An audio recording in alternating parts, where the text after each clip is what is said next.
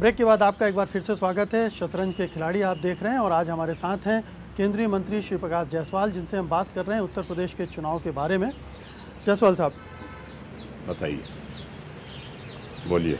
मेरा सवाल ये है कि ऐन चुनाव के वक्त आपकी पार्टी ने, आपकी सरकार ने कुछ ऐसे मोर्चे खोले हैं जिनसे लगता है कि वो अवसरवादी राजनीति का हिस्सा है। मसलन आपने मुसलमानों के आरक्षण का मसला ठीक चुनाव के पहले उछाल दिया। ये पहले नहीं हुआ। अवसरवाद कहते किसको? जब आप किसी मौके का फ़ायदा उठाने के लिए कोई चाल चलते हैं। हम अगर जनता से किसी वायदे से प्रतिबद्ध हैं और चुनाव के पहले उस वायदे को पूरा करते हैं तो ये ठीक उसी तरीके से है जैसे कोई छात्र परीक्षा के पहले अंधाधुंध तैयारी करता है। ठीक उसी तरीके से हमारे मैनिफेस्टो में था कि हम मुस्लिम को आरक्षण देंगे। चुनाव के पहले हमने अपने उस वायदे को पूरा कर दिया। मतलब आपने उत्तर प्रदेश चुनाव को परीक्षा के तौर पर लिया और सारे जो क्यों नहीं एजेंडे थे आपने उसको रोक कर रखा और इसी समय आपने लागू सारे एजेंडे को रोक के रखा। अब ये तो आप परिभाषा कर रहे हैं, लेकिन सारे एजेंडे लागू हो जाने चाहिए। जो हमने पिछले मैनिफेस्टो में दिए थे, जो वायदे किए थे, वो चुनाव के पहले पूरे हो जाने चाहिए, पूरे कर। ऐन चुनाव के वक्त जयराम रमेश कहते हैं कि उत्तर प्रदेश में मनरेगा में बड़ा भ्रष्टाचार है, जबकि मनरेगा में यूपी का परफॉर्मेंस बहुत सारे राज्यों से बेहतर है। ये आपका सरकार का रिकॉर्ड शो करता है। बहुत सारे राज्यों से खराब भी है। कई राज्यों से बेहतर हो सकता है, लेकिन बहुत सारे राज्यों से दूसरे तीसरे नंबर पर है। नहीं है। आप रिकॉर्ड देखिए।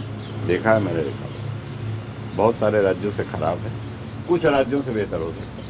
ऐन चुनाव के वक्त बुनकरों के लिए एक बड़ा पैकेज आपकी पार्टी अनाउंस करती है, आपकी सरकार अनाउंस करती है। बुनकर की हालत, इसे भी परीक्षा की तैयारी का हिस्सा माना जाए? बुनकर की हालत आप जानते हैं? नहीं, उत्तर प्रदेश सब जानते हैं, लेकिन ये साल 2 साल, ये 6 महीने में तो हालत खराब नहीं हुई है। आपने हमारा पिछला मैनिफेस्टो देखा जी। उसमें बुनकरों के लिए राहत देने की बात कही गई है, कर्जों को माफ़ करने की बात कही गई है, बुनकरों को फैसिलिटीज देने की बात कही गई है। हमने कोई नया प्रयोग किया है क्या? आपके मैनिफेस्टो में तो और भी बहुत ढेर सारी चीजें हैं, जितना संभव सारे पे इम्प्लीमेंट जितना संभव हुआ उतना इम्प्लीमेंट किया। चुनाव के वक्त क्यों नहीं? चुनाव के समय तो पूरा करना ही चाहिए। अरे भाई, अगर हमने कोर्स रिवाइज किया परीक्षा के समय, अगर हमने अपना पूरा रिवीजन किया, भूले बिसरे याद किए, तो उसमें बुराई क्या है? डेमोक्रेसी में चुनाव में ही परीक्षा होती है। नहीं, जनता तो इसको इस तरह से देखती ना, चुनाव आए तो आपने पिटारा खोल दिया। जनता इस तरह नहीं देखती। जनता इस तरह देखती है कि आपने पिछले चुनाव में जो वायदे किए थे वो पूरे किए कि नहीं। उत्तर प्रदेश में आपका दुश्मन नंबर 1 कौन है? हमारा दुश्मन बीजेपी है या मायावती सरकार? राजनीतिक शत्रुता की बात कर रहे हैं, राजनीतिक लड़ाई में जो मुकाबला है उसमें सच्चाई ये है कि 5 साल तक जिस पार्टी ने शासन किया है, आज उस पार्टी ने हमारे प्रदेश को खोखला कर दिया। जबकि उत्तर प्रदेश की आवाम ने जिस समय समाजवादी पार्टी के हाथ से सत्ता छीनी थी, इन उम्मीदों के साथ छीनी थी कि ये पार्टी आएगी और हमको कुछ बेहतर प्रशासन देगी। हकीकत यह है कि बेहतर की जगह और ज़्यादा कुप्रशासन दिया। तो लड़ाई तो सीधी सीधी हमारी बहुजन समाज पार्टी से है ही, लेकिन समाजवादी पार्टी ने चूंकि 5 साल में उत्तर प्रदेश को बदतर की स्थिति में पहुंचाया था, इसलिए हम उसको भी कोई बेहतर थोड़ा नहीं मानते हैं। लेकिन लड़ाई तो सीधी सीधी सरकार से होती है। बीजेपी आपकी लड़ाई में नहीं है अभी?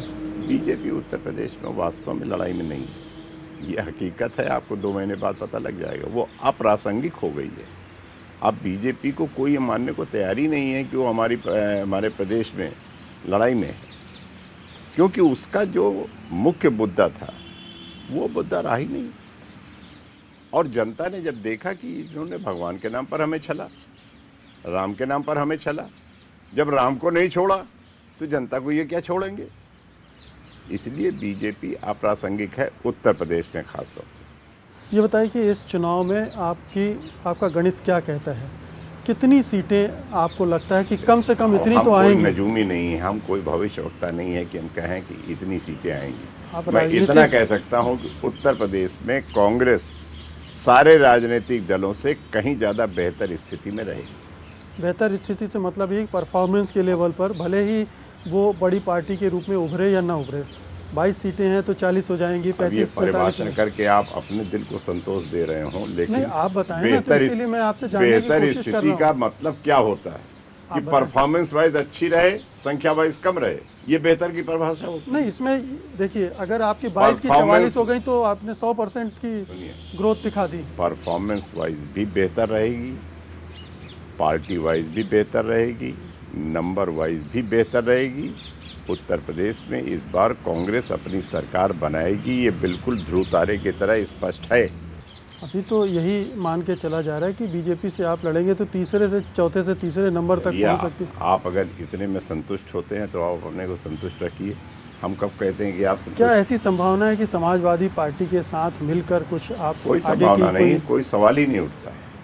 जिस पार्टी ने उत्तर प्रदेश को इस दुर्गति पर पहुंचाया है, उस पार्टी के साथ मिलकर हम सरकार बना सकते हैं। चुनाव के बाद ऐसी स्थिति बन जाए तो पर समाजवादी पार्टी हो, बहुजन समाज पार्टी हो और भारतीय जनता पार्टी तो कोई मतलब ही नहीं है। किसी से भी मिलकर हम सरकार नहीं बनाएंगे, हम तो अपनी अकेली सरकार। हाँ हाँ, क्यों नहीं, विपक्ष में बैठने के लिए हम नहीं समझते, उत्तर प्रदेश की जनता हमको सत्ता मिला रही है जी, विपक्ष में हमें नहीं बैठना पड़ेगा। लेकिन अगर वो स्थिति बनी तो आप किसी से तालमेल नहीं करेंगे? आप कतई नहीं।